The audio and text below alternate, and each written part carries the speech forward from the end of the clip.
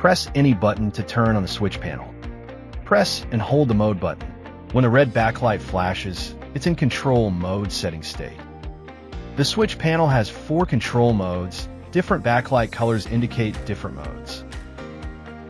Select the switch you want to set and set its control mode.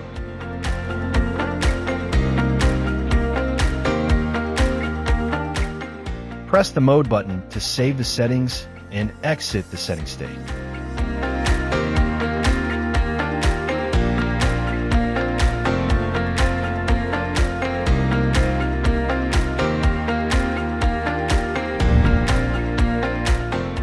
Press and hold the power button to turn off backlight.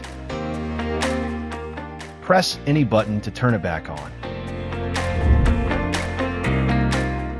Press and hold the mode button for 7 seconds.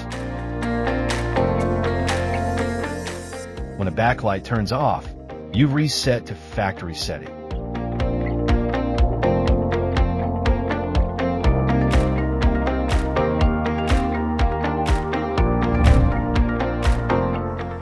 Switch the power source according to the markings on the power hub.